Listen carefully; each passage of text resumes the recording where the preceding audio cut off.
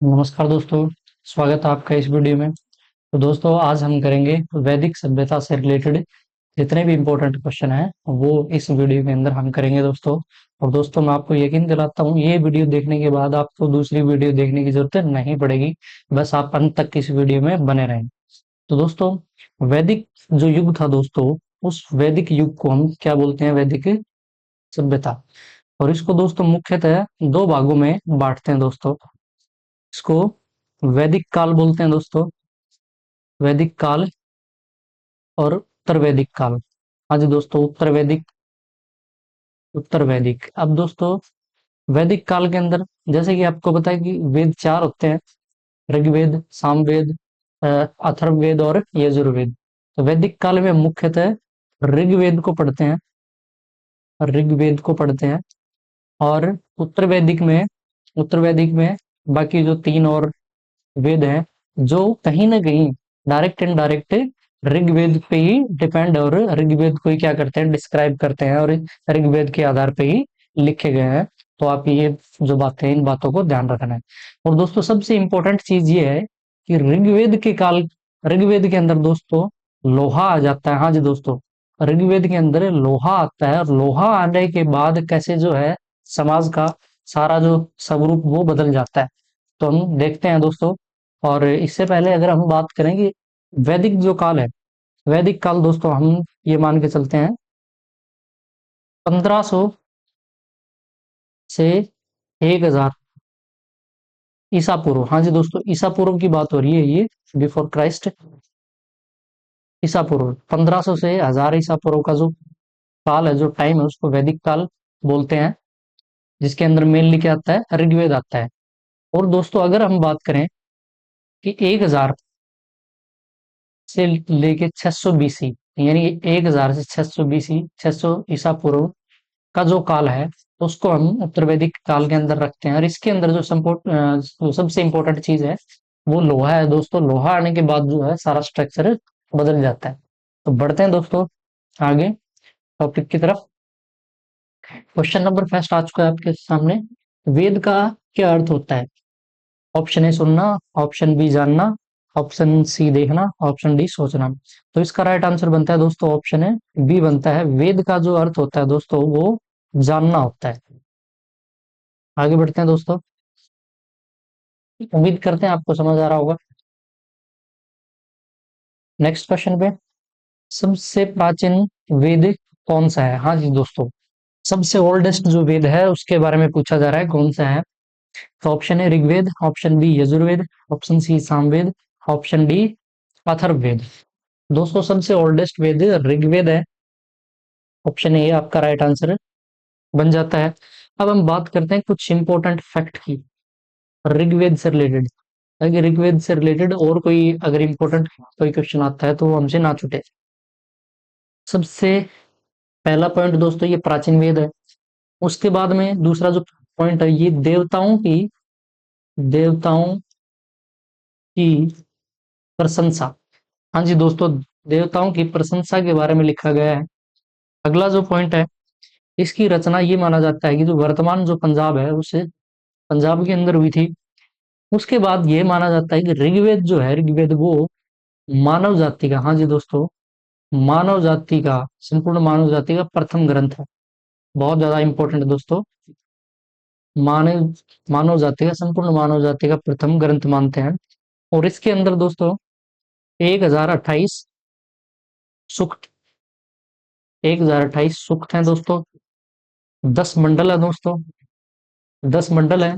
10 मंडल में दोस्तों हम 2 से लेके 7 तक हम क्या पढ़ते हैं? ऋषि मंडल पढ़ते हैं। 2 से लेके 7 तक हम ऋषि मंडल पढ़ते हैं। और 2 से लेके जो 7 मंडल है इनको भी डिस्कस करेंगे। उसके बाद में देखते हैं दोस्तों कि जो इसका 10वां मंडल है, हाँ जी दोस्तों, ऋग्वेद के 10वें मंडल में, और 10वें मंडल का एक सूक्त है जिसको बोलते हैं पुरुष सूक्त, पुरुष सूक्त। इसके अंदर दोस्तों वर्ण व्यवस्था की बात की गई है, बहुत ही ज्यादा इंपॉर्टेंट है दोस्तों। इसमें वर्ण व्यवस्था की बात की गई है दोस्तों। वर्ण व्यवस्था की बात करें हम, तो वर्ण जो है व्यवस्था उस टाइम समाज 4 वर्णों में विभाजित था, जिसमें सबसे ऊपर रखा गया ब्राह्मण को, उसके बाद में दोस्तों रखा गया क्षत्रिय को, उसके बाद में वैश्य को, वैश्य यानी दोस्तों व्यापारी वर्ग, हाँ जी दोस्तों, उसके बाद में वैश्य को रखा गया, और नंबर 4 पे रखा गया शूद्र को, हाँ जी दोस्तों, शूद्र यानी जो सेवा करता था। ब्राह्मण से तात्पर्य ये दोस्तों, जो ज्ञानी होते थे और जो एजुकेशन देने का काम करते थे उनको ब्राह्मण, और जो युद्ध लड़ने का काम करते थे उनको बोला गया है क्षत्रिय, जो व्यापार का काम करते थे उनको वैश्य, और जो सेवा का काम करते थे उनको शूद्र बोला गया है दोस्तों। ऋग्वेद के ज्ञाता को, हाँ जी दोस्तों, बहुत ही ज्यादा इंपॉर्टेंट है, अक्सर पूछा जाता है, रिपीट होता है।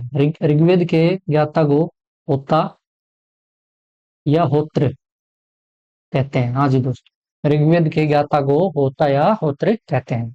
अब दोस्तों बात करते हैं मंडल की 2 से 7 ऋषि मंडल, तो इनको याद करने की जो दोस्तों शॉर्ट ट्रिक है वो है ग्रह, ग्रह विवाह, ग्रह विवाह का अभाव, हाँ जी दोस्तों, ग्रह विवाह का अभाव।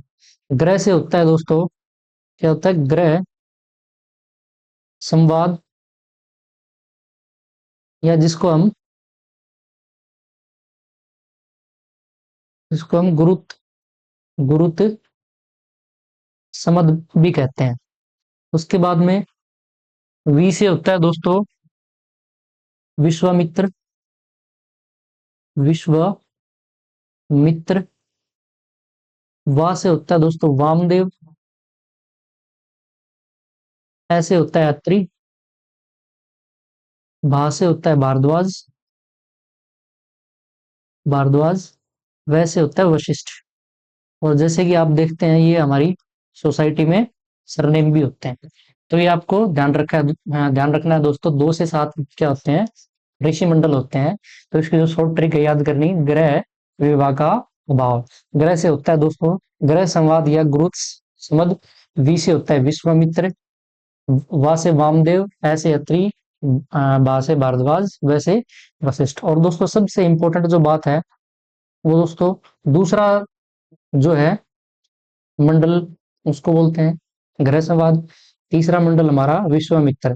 तो दोस्तों गायत्री मंत्र की जो रचना है वो तीसरे मंडल में, हाँ जी दोस्तों, वेरी वेरी इंपॉर्टेंट, गायत्री मंत्र यानी ओम भूर भुव स्व, गायत्री मंत्र की रचना वो तीसरे मंडल में होती है, तीसरा मंडल यानी विश्वामित्र। तो इस बात का आपको ध्यान रखना है दोस्तों। उम्मीद करते हैं आपको समझ आ रहा होगा। बढ़ते हैं आगे नेक्स्ट क्वेश्चन की तरफ। हाँ जी दोस्तों, कर्मकांडीय वेद किस वेद को कहा जाता है? Option A Rigveda, option B Yajurveda, option C Samaveda, option D Atharvaveda. तो इसका राइट आंसर दोस्तों ऑप्शन बी बनता है दोस्तों, यजुर्वेद को कर्मकांडीय वेद कहा जाता है। ये भी इंपॉर्टेंट क्वेश्चन है दोस्तों और रिपीट होता है। अब दोस्तों बात करते हैं यजुर्वेद से रिलेटेड कुछ इंपॉर्टेंट फैक्ट। हाँ जी दोस्तों, यजुर्वेद से संबंधित कुछ महत्वपूर्ण तथ्य जो कि एग्जाम में पूछे जाते हैं। तो नंबर 1 पॉइंट, इस वेद में यज्ञ यज्ञ से संबंधित, हाँ जी दोस्तों, यज्ञों से संबंधित अनुष्ठान जो होते हैं उनका उल्लेख है। इसके बाद में दोस्तों यजुर्वेद की अगर हम भाग की बात करते हैं, पार्ट, तो इसके 2 पार्ट है। एक को हम बोलते हैं शुक्ल शुक्ल यजुर्वेद, दूसरे को हम बोलते हैं कृष्ण। हाँ जी दोस्तों, शुक्ल और कृष्ण यजुर्वेद। शुक्ल की बात करें दोस्तों तो इसको हम बोलते हैं वाज स्नेही संहिता भी कहते हैं। शुक्ल यजुर्वेद को वाद स्नेही संहिता भी कहते हैं। और दोस्तों कृष्ण यजुर्वेद, यह दोस्तों गद्य गद्य और पद्य दोनों में है। ये दोस्तों कृष्ण जो यजुर्वेद है ये गद्य और पद्य दोनों में है दोस्तों, काफी बार पूछा जा चुका है, तो ये आपको ध्यान रखना है दोस्तों। और अब सबसे इम्पोर्टेंट बात करते हैं कि यजुर्वेद के जो ज्ञाता थे दोस्तों, यजुर्वेद के ज्ञाता को क्या कहा गया? तो दोस्तों यजुर्वेद के जो ज्ञाता थे, यजुर्वेद के ज्ञाता, उनको अथर्वयु, अथर्वयु, अथर्वयु कहा गया दोस्तों। आगे बढ़ते हैं, उम्मीद करते हैं आपको समझ आया होगा। भारतीय संगीत का जनक किस वेद को माना जाता है? वेरी वेरी इंपॉर्टेंट है दोस्तों, वेरी वेरी इंपॉर्टेंट। भारतीय संगीत का जनक, option A Rigveda, option B Yajurveda, option C Samaveda, option D Atharvaveda. दोस्तों इसका राइट आंसर ऑप्शन सी बनता है, सामवेद। दोस्तों सामवेद को भारतीय संगीत का जनक कहा जाता है दोस्तों। अब सामवेद के कुछ इंपॉर्टेंट फैक्ट देखते हैं दोस्तों। सबसे पहली बात कि संगीत का इसको वेद क्यों माना जाता है, क्योंकि दोस्तों इसमें सा, रे, गा, मा, पा, सारे गा मा पा का उल्लेख है।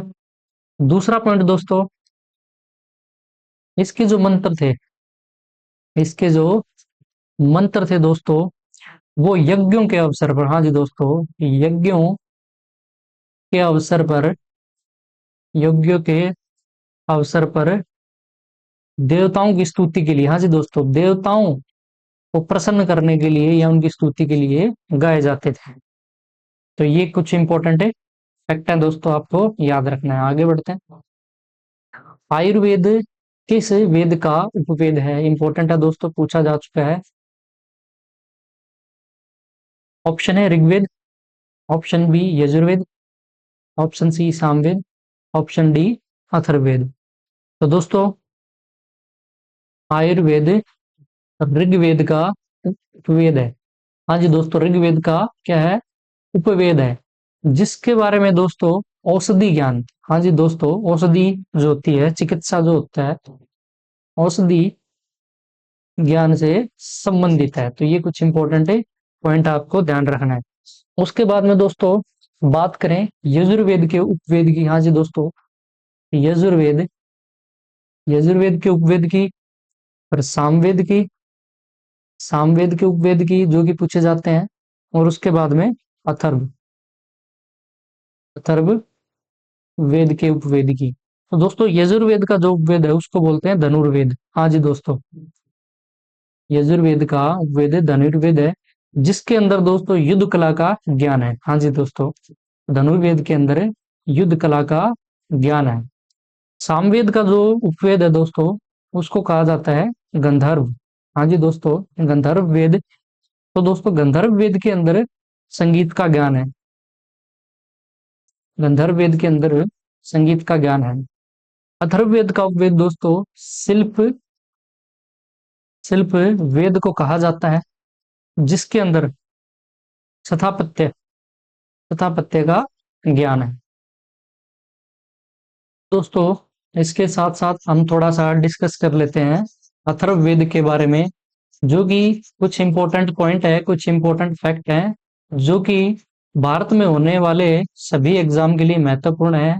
चाहे आप किसी स्टेट के एग्जाम की तैयारी कर रहे हो, चाहे आप कोई सेंट्रल गवर्नमेंट की जॉब की तैयारी कर रहे हो, सभी एग्जाम में दोस्तों अगर नेशनल जीके अगर पूछी जाती है दोस्तों, सामान्य ज्ञान पूछा जाता है, और उसमें दोस्तों अगर हिस्ट्री का पोर्शन आता है, तो हिस्ट्री के पोर्शन में, एनिसेंट हिस्ट्री में ये पॉइंट पूछ लेते हैं।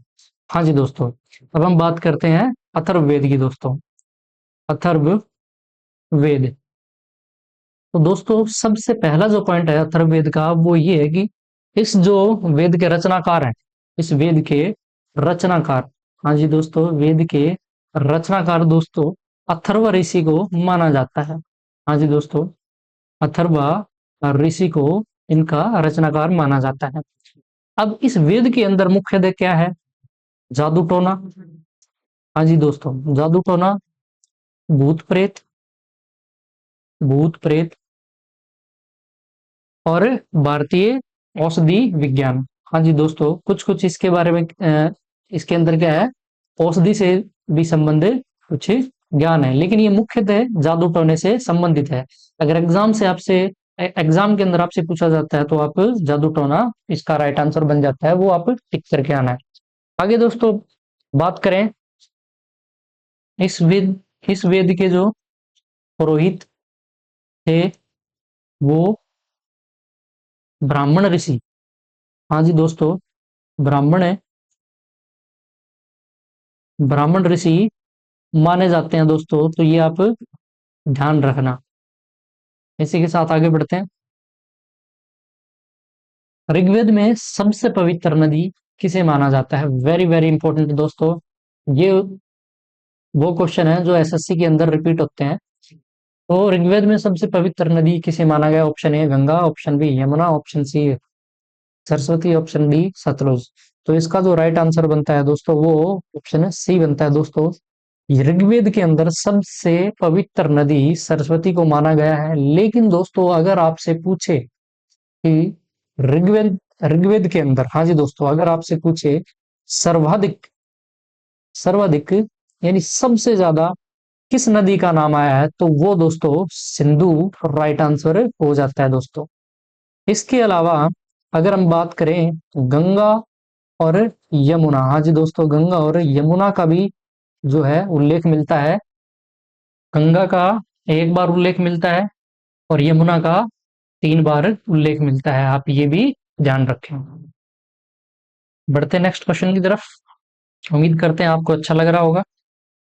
वेदांग की कुल संख्या कितनी है? हाँ जी दोस्तों, वेदांग, वेदांग यानी वेद के अंग दोस्तों, वेद के अंग, वेद के अंग। अगर दोस्तों बात करें कि वेद को इजी लैंग्वेज में, जो कि आम लोगों के समझ में आ जाए, ऐसी लैंग्वेज में ये लिखे गए, तो वेदांग दोस्तों कुल कितने हैं? 6 है दोस्तों, जो कि शिक्षा, उसके बाद ज्योतिष, शिक्षा, ज्योतिष के बाद में कल्प, उसके बाद में व्याकरण, व्याकरण के बाद निरुक्त, निरुक्त, निरुक्त के बाद छंद। ये कुल क्या है? 6 वेदांग है दोस्तों। तो दोस्तों आपसे पूछ ले कि वेद की नासिका किसे कहा गया है, तो दोस्तों शिक्षा को वेद की नासिका कहा गया है दोस्तों। और इसका जो काम होता है वो शुद्ध उच्चारण के लिए, शुद्ध उच्चारण। तो ये आप ध्यान रखें। शिक्षा को वेद की नासिका कहा गया है। ज्योतिष, ज्योतिष की बात करें तो इसको वेद की आंख कहा गया है, जिसके अंदर क्या है? खगोल विज्ञान, खगोल विज्ञान से संबंधित। कल्प की बात करें, कल्प वेद के हाथ कहे गए हैं दोस्तों। और इसके अंदर क्या है? हाथ से हम क्या करते हैं? यज्ञों का समापन करते हैं, यज्ञों का समापन करते हैं। व्याकरण को दोस्तों वेद का मुख कहा गया है, वेद का मुख व्याकरण को कहा गया है, क्योंकि इसके अंदर क्या है? व्याकरणिक नियम है, व्याकरणिक नियम है दोस्तों, नियम। निरुक्त की बात करें तो इसे वेद के कान कहा गया है दोस्तों, जहां से क्या होती है? शब्दों की उत्पत्ति, शब्दों की उत्पत्ति। और लास्ट दोस्तों छंद, छंद को दोस्तों वेद के पाद कहा गया है, यानी पैर। तो वेद के जो पैर है वो छंद को माना जाता है दोस्तों। और इसमें क्या होता है? बेसिकली छंदों का प्रयोग होता है, इसमें छंदों का प्रयोग होता है। तो ये पॉइंट आप ध्यान रखें। इसी के साथ बढ़ते हैं आगे। निम्न में से सबसे पुराना पुराण कौन सा है? दोस्तों सबसे पहली बात ये कि पुराणों की संख्या कितनी है? टोटल 18 है। अब देखते हैं कि सबसे पुराना ओल्डेस्ट कौन सा है। Option A Vamana Purana, option B Skanda Purana, option C Matsya Purana, option D Bhagavata Purana. तो दोस्तों राइट आंसर ऑप्शन है सी बनता है दोस्तों। दोस्तों मत्स्य पुराण सबसे ओल्डेस्ट पुराण है। और इसमें दोस्तों विष्णु के, हाँ जी दोस्तों, विष्णु के 10 अवतार, विष्णु के 10 अवतार की बात कही गई है, कही गई है, ये आप ध्यान रखें। चलते हैं अगले क्वेश्चन पे। उपनिषद की कुल संख्या कितनी है? दोस्तों उपनिषद क्या होता है? दोस्तों उपनिषद होता है गुरु के समीप, हाँ जी दोस्तों, गुरु के समीप या गुरु के निकट या गुरु के पास, गुरु के निकट या गुरु के पास बैठकर लिया गया ज्ञान उपनिषद कहलाता है दोस्तों। और उपनिषद जो है वो दर्शन शास्त्र के ऊपर, ये भी इंपॉर्टेंट है दोस्तों, पूछ लेते हैं। दर्शन पर आधारित है दोस्तों। उपनिषदों के अंदर क्या मिलता है? दर्शन मिलता है, यानी जिसको हम क्या बोलते हैं? फिलॉसफी बोलते हैं।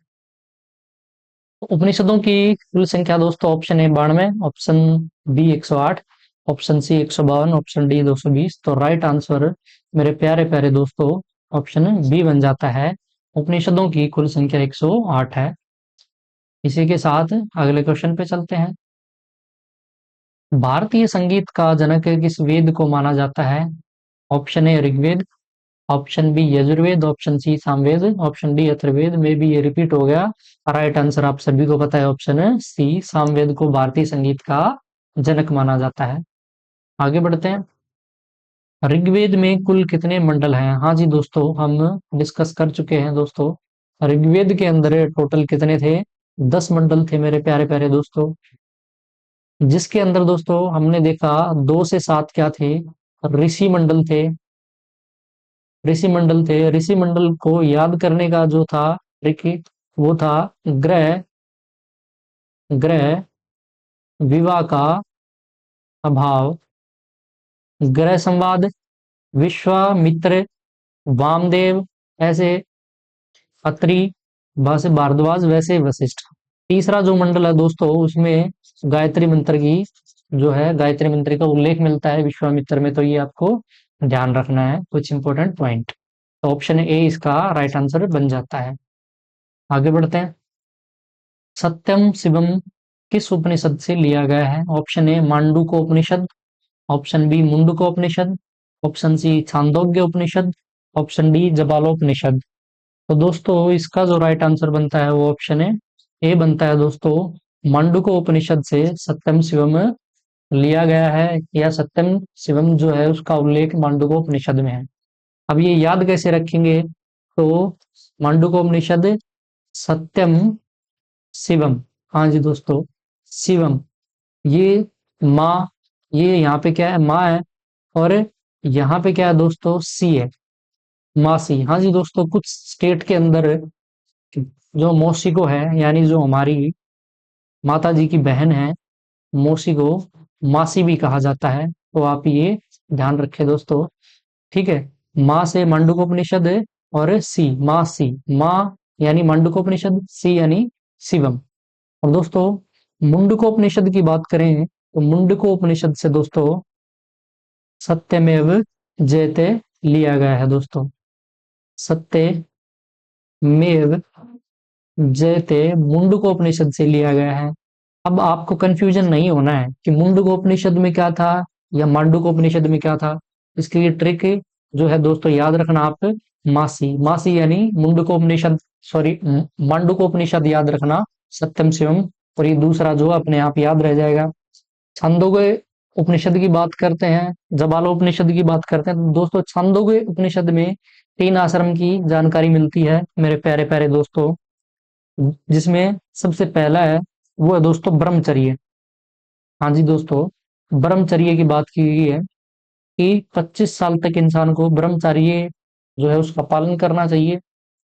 दूसरा है वो ये है कि 25 से 50 इस उम्र में इंसान को गृहस्थ हो जाना चाहिए, यानी कि विवाह कर लेना चाहिए।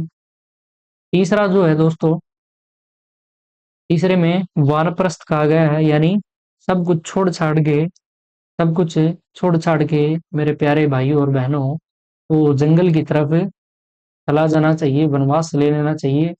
तो छांदोग्य उपनिषद के अंदर 3 आश्रम की जानकारी मिलती है। तो आपसे पूछ लेंगे 3 आश्रम की जानकारी कहाँ मिलती है? छांदोग्य उपनिषद में। जबालो उपनिषद में इन 3 की जानकारी तो मिलती है दोस्तों। 3 के अलावा एक चौथा भी जोड़ा गया है।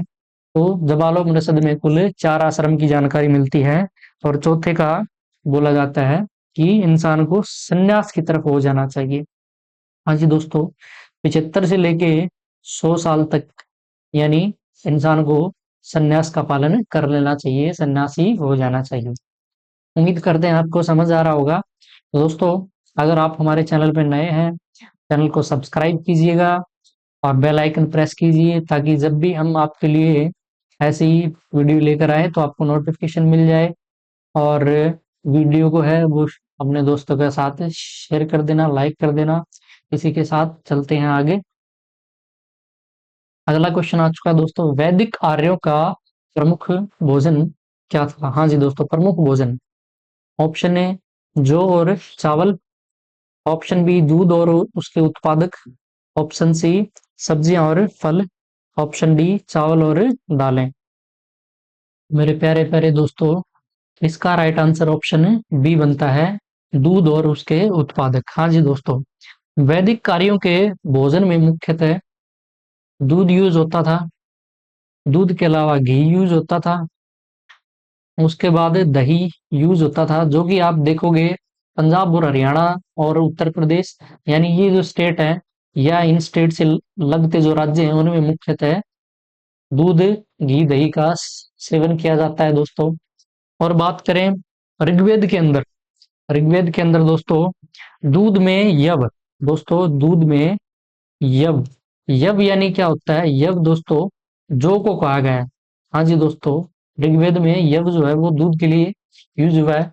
और दूध के अंदर यव मिलाकर दोस्तों क्षीर, जिसको हम क्या बोलते हैं, वर्तमान में आजकल खीर बोलते हैं, तो खीर बनाने का उल्लेख है। इसके अलावा दोस्तों यव जो है यानी जौ का दोस्तों सत्तू बनाकर, हाँ जी दोस्तों, जौ का सत्तू बनाकर दही के अंदर सेवन करने का उल्लेख भी ऋग्वेद के अंदर मिलता है दोस्तों, तो ये आपको ध्यान रखना है। आगे बढ़ते हैं। निम्न में से कौन सा अन्न मनुष्य द्वारा सबसे पहले प्रयोग में लाया गया? ऑप्शन ए यव यानी जौ, ऑप्शन बी जई, ऑप्शन सी राई, ऑप्शन डी गेहूं। तो दोस्तों ऑप्शन ए इसका राइट आंसर बनता है दोस्तों, यव यानी जिसको हम जौ के नाम से जानते हैं, वो सबसे पहले यूज में लाया गया था मनुष्य के द्वारा, तो ये आपको ध्यान रखना है। आगे बढ़ते हैं। वैदिक लोगों द्वारा किस धातु का प्रयोग सबसे पहले किया गया? तो दोस्तों ऑप्शन ए चांदी, ऑप्शन बी सोना, ऑप्शन सी लोहा, ऑप्शन डी तांबा। तो दोस्तों ये माना जाता है कि ऋग्वैदिक जो लोग थे, इन्होंने सर्वप्रथम तांबे का यूज किया था। हाँ जी दोस्तों, सबसे पहले इन्होंने तांबे का यूज किया था। और दोस्तों ऋग्वेद में अयस, हाँ जी दोस्तों, अयस नामक धातु का भी उल्लेख है, लेकिन दोस्तों बहुत सारे विद्वान हैं, उनके अंदर मतभेद है, और वो ये क्लियर नहीं कर पाए कि अयस जो शब्द है वो किसके बारे में कहा गया है। कुछ इसे तांबा मानते हैं, कुछ इसे कांसा मानते हैं दोस्तों, तो आपको ये ध्यान रखना है दोस्तों। और वैदिक जो काल है दोस्तों, वैदिक काल के अंदर लोहे से परिचित नहीं थे लोग, बहुत ज्यादा इंपॉर्टेंट इंपॉर्टेंट पॉइंट है दोस्तों। लोहे से परिचित नहीं थे, लोहे से परिचित कब होते हैं? उत्तर वैदिक काल। हाँ जी दोस्तों, उत्तर वैदिक काल में लोहे से परिचित होते हैं। और लोहा आने के बाद समाज का पूरा ढांचा जो है, पूरा सिस्टम है दोस्तों, वो बदल जाता है दोस्तों। क्योंकि दोस्तों वैदिक जो काल है, वैदिक काल में हम ये देखते हैं कि इसके अंदर जो है कास्ट जो था सिस्टम, जाति जो थी व्यवस्था, वो जाति व्यवस्था नहीं थी, सिर्फ वर्ण व्यवस्था थी दोस्तों। जिसका जो मन करे वो बन जाए। अगर एक घर के अंदर लोग हैं जिसका मन किया कि मैं वेदों को सीखना चाहता हूँ, मैं ब्राह्मण बनना चाहता हूँ, तो ब्राह्मण बन सकता था। युद्ध करना चाहता तो वो क्षत्रिय बन सकता था। लेकिन दोस्तों उत्तर वैदिक काल के अंदर ऐसा नहीं हुआ दोस्तों। जन्म के आधार पे ही क्या है, जाति व्यवस्था बना दी गई कि यानी जिस व्यक्ति का, जिस कुल में अगर ब्राह्मण के घर में जन्म हो गया तो वो ब्राह्मण कहलाएगा, क्षत्रिय के घर में अगर दोस्तों जन्म होगा तो वो क्षत्रिय कहलाएगा, और शूद्र के घर में अगर कोई पैदा होगा तो वो शूद्र कहलाएगा। तो कास्ट को लेके काफी रिजिडनेस जो है दोस्तों, वो उत्तर वैदिक काल के अंदर आता है, जबकि ऐसा वैदिक काल में नहीं था। तो दोस्तों इसका जो राइट आंसर है वो ऑप्शन है डी बनता है दोस्तों, तो तांबा इसका राइट आंसर बन जाता है। उम्मीद करते हैं आपको समझ आ रहा होगा। आगे बढ़ते हैं। निम्न में से कौन सा अन्न मनुष्य द्वारा सबसे पहला प्रयोग में लाया गया? दोस्तों में भी रिपीट हो गया, तो जो इसका राइट आंसर है। आगे बढ़ते हैं। ऋग्वैदिक काल में आयरनी किसकी देवी है? दोस्तों सबसे पहली बात कि आयरनी दोस्तों आया है कहां से? अरण्य। अरण्य यानी दोस्तों वन। तो वन की जो देवी थी दोस्तों उसको आर्यनी कहा गया। तो इस प्रकार से दोस्तों इस क्वेश्चन का राइट आंसर ऑप्शन है सी बन जाता है। आगे बढ़ते हैं।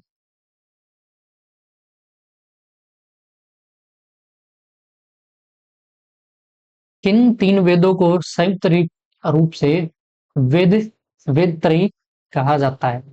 दोस्तों इसके साथ में अगर हम बात करें, इसमें ऋग्वेद के अंदर दो देवताओं का उल्लेख और मिलता है। हाँ जी दोस्तों, दो देवताओं का मुख्यतः हम बात करते हैं। एक तो इंद्र, क्योंकि ये पूछे गए हैं कई एग्जाम में, इसलिए डिस्कस कर लेते हैं। एक अग्नि दोस्तों, अग्निदेव और इंद्र। तो इंद्र का जो उल्लेख मिलता है वो 250 बार मिलता है, अग्नि का 200 बार मिलता है। तो ये आप थोड़ा ध्यान रखें, इंपॉर्टेंट पॉइंट है दोस्तों, काफी एग्जाम में पूछे जा चुके हैं, तो इसलिए आप ध्यान रखें। हाँ जी दोस्तों, किन तीन वेदों को संयुक्त रूप से वेद त्रयी कहा जाता है? Option A Rigveda Yajurveda Atharvaveda, B Rigveda Samaveda Atharvaveda, C Rigveda Samaveda Yajurveda, D Rigveda Samaveda Atharvaveda. तो दोस्तों इसका जो राइट आंसर बनता है दोस्तों वो ऑप्शन है सी बनता है दोस्तों, यानी ऋग्वेद प्लस सामवेद प्लस यजुर्वेद को वेद त्रयी कहा जाता है। अब दोस्तों अथर्ववेद को इसके अंदर क्यों नहीं जोड़ा गया दोस्तों? क्योंकि अथर्ववेद बहुत बाद में आता है दोस्तों, और जिसके अंदर मुख्यतः क्या है? जादू टोना है दोस्तों, जादू टोना और तंत्र मंत्र। तो ये चीज आप ध्यान रखें, इसमें अथर्ववेद को शामिल नहीं किया गया है, बाकी तीनों वेदों को वेद त्रयी कहा गया है दोस्तों। आगे चलते हैं।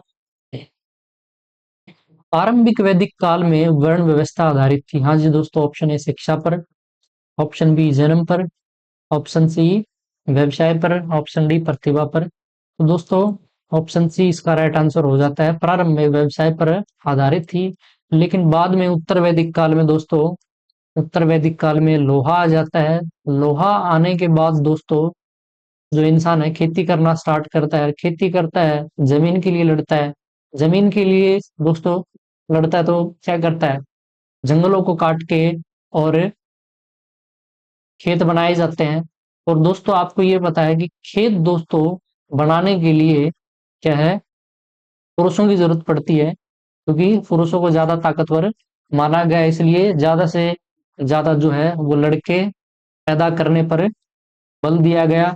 और यहाँ तक दोस्तों उत्तर वैदिक के टाइम में लड़कों के जन्म को अच्छा माना गया और लड़कियों के जन्म को अच्छा नहीं माना जाता था, क्योंकि वो खेती का काम अच्छे तरीके से नहीं कर सकती थी दोस्तों। आगे बढ़ते हैं। निम्नलिखित में से कौन सी जनजातीय सभा सामान्य रूप से जनजातीय सरदार यानी मुखिया के चुनाव में शामिल होती थी? ऑप्शन ए समिति, ऑप्शन बी सभा, ऑप्शन सी गण, ऑप्शन डी विदिता। तो दोस्तों इसका जो राइट आंसर है ऑप्शन है ए बनता है दोस्तों, समिति। समिति दोस्तों आमजन जो थे, आमजन के समूह को समिति कहा गया दोस्तों, जो कि डायरेक्ट क्या है? डायरेक्ट सरदार यानी मुखिया का जो क्या होता था, चुनाव होता था, उसके अंदर भाग लेते थे। तो इस तरीके से समिति इसका सही उत्तर बन जाता है। आगे बढ़ते हैं। निम्नलिखित में से किस नदी को वैदिक काल में पुरुषनी के नाम से जाना जाता है? तो दोस्तों ऑप्शन ऑप्शन ए बलि, विदत, वर्मन और कर। तो दोस्तों इसके अंदर में भी ऑप्शन जो है वो गलत टाइप हो गए हैं दोस्तों, क्योंकि दोस्तों रावी जो नदी है, रावी नदी को दोस्तों पुरुषनी नदी के नाम से जाना जाता है। आगे बढ़ते हैं।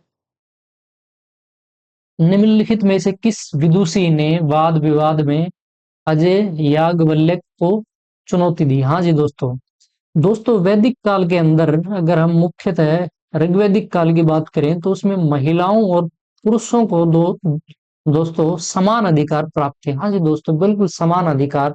वो शिक्षा ले सकती थी दोस्तों।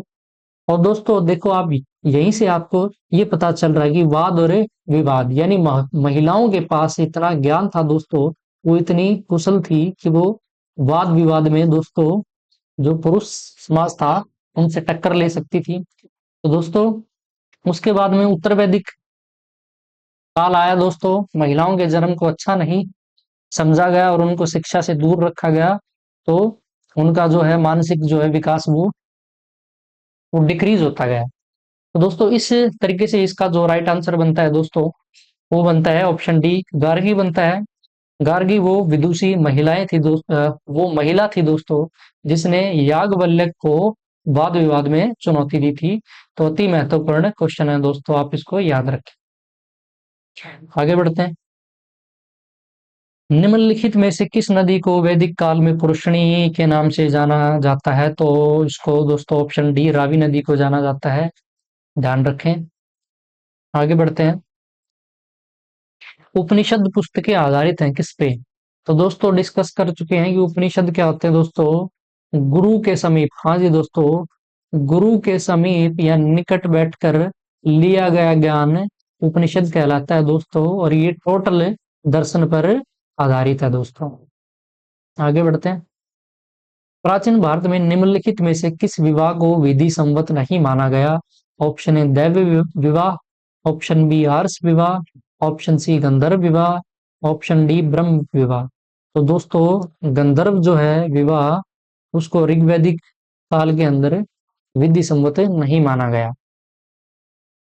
बढ़ते हैं अगले क्वेश्चन की तरफ। वेरी वेरी इंपॉर्टेंट क्वेश्चन दोस्तों। नचिकेता और यम के बीच सुप्रसिद्ध, हाँ जी दोस्तों, सुप्रसिद्ध संवाद किस उपनिषद में मिलता है? Option A Kathopanishad, option B Mandukopanishad, option C Mundakopanishad, option D Jabalopanishad. तो दोस्तों इसका जो राइट आंसर है दोस्तों ऑप्शन ए बन जाता है दोस्तों। कठोपनिषद में नचिकेता और यम का सुप्रसिद्ध संवाद मिलता है दोस्तों। दोस्तों याद करिए, मांडुकोपनिषद, माँ सी, सी यानी सी यानी शिवम, हाँ जी दोस्तों, सत्यम शिवम, सत्यम शिवम। मुंडकोपनिषद सत्यमेव जयते, सत्यमेव जयते, जयते। जबालोपनिषद में चार आश्रम दोस्तों, तो चार आश्रम की जानकारी जबालोपनिषद में, तो आपको याद रखना है ये भी। आगे बढ़ते हैं। वेद, उपनिषद, पुराण और धर्मसूत्र किस भाषा में लिखे गए हैं? Option A Sanskrit, option B Prakrit, option C Pali, option D Apabhramsha. तो दोस्तों इसका जो राइट आंसर है वो ऑप्शन है ये है दोस्तों, संस्कृत भाषा के अंदर लिखे गए थे दोस्तों। तो दोस्तों बौद्ध ग्रंथ की बात करें, महात्मा बुद्ध के जो ग्रंथ हैं वो प्राकृत भाषा में लिखे गए थे दोस्तों। दोस्तों बौद्ध ग्रंथ पाली भाषा में लिखे गए थे, जबकि जैन ग्रंथ, हाँ जी दोस्तों, जैन ग्रंथ प्राकृत भाषा में लिखे गए थे। तो आपको ये ध्यान रखना है दोस्तों। और वर्तमान जो हिंदी भाषा आई है वो दोस्तों अपभ्रंश से आई है। सबसे पहले संस्कृत थी, उसके बाद में दोस्तों पाली, पाली से फिर प्राकृत, प्राकृत से अपभ्रंश। हाँ जी दोस्तों, संस्कृत, संस्कृत में हमारे वेद लिखे गए दोस्तों। उसके बाद में संस्कृत के बाद में रूप हुआ कौन सा? पाली का। पाली में दोस्तों बौद्ध ग्रंथ लिखे गए दोस्तों। उसके बाद में दोस्तों प्राकृत हुआ, प्राकृत में जैन ग्रंथ लिखे गए दोस्तों। प्राकृत के बाद दोस्तों अवहट एक रूप आया दोस्तों, अवहट। अवहट के बाद में दोस्तों आती है पुरानी हिंदी। हाँ जी दोस्तों, अवहट के बाद में पुरानी हिंदी आती है दोस्तों। पुरानी हिंदी के बाद फिर वर्तमान हिंदी आता है। तो दोस्तों आपको ये ध्यान रखना है कि हिंदी का जो है ना विकास क्रम अगर आपसे पूछे तो दोस्तों संस्कृत, पाली, प्राकृत और हिंदी। अगर डिटेल में आपसे पूछे तो संस्कृत, फिर पाली, फिर प्राकृत, अब बटे पुरानी हिंदी और हिंदी राइट आंसर बनता है दोस्तों। उम्मीद करते हैं आपको समझ आ रहा होगा। आगे बढ़ते हैं। प्रसिद्ध गायत्री मंत्र कहाँ से लिया गया है? Option A Rigveda, option B Samaveda, option C Atharvaveda, option D Yajurveda. तो दोस्तों प्रसिद्ध गायत्री मंत्र ऋग्वेद से लिया गया है, तो ऑप्शन ए राइट आंसर बनता है दोस्तों। ऋग्वेद में दोस्तों तीसरे मंडल के अंदर, हाँ जी दोस्तों, तीसरा मंडल कौन सा था? ऋषि मंडल था दोस्तों। विश्वामित्र से विश्वामित्र से गायत्री मंत्र लिया गया है दोस्तों, तो आपको ध्यान रखना है। अगला क्वेश्चन दोस्तों, तुलसी की पत्ती का उल्लेख, वेरी वेरी इंपॉर्टेंट है दोस्तों, वेरी वेरी इंपॉर्टेंट। तुलसी की पत्ती का उल्लेख किस वेद में मिलता है? Option A Rigveda, option B Samaveda, option C Atharvaveda, option D Yajurveda. तो मेरे प्यारे प्यारे दोस्तों, मेरे भाई और बहनों, इस क्वेश्चन का आंसर आपको कमेंट करना है और बताना है कि इस क्वेश्चन का राइट आंसर क्या होगा दोस्तों। इसी के साथ अगेन, अगर आप चैनल पर नए हैं, चैनल को सब्सक्राइब करना ना भूलें, बेल आइकन की प्रेस कीजिएगा, वीडियो को लाइक कीजिएगा, दोस्तों को शेयर कीजिएगा। मिलते हैं ऐसे ही वीडियो को लेकर अगले पार्ट में दोस्तों। धन्यवाद।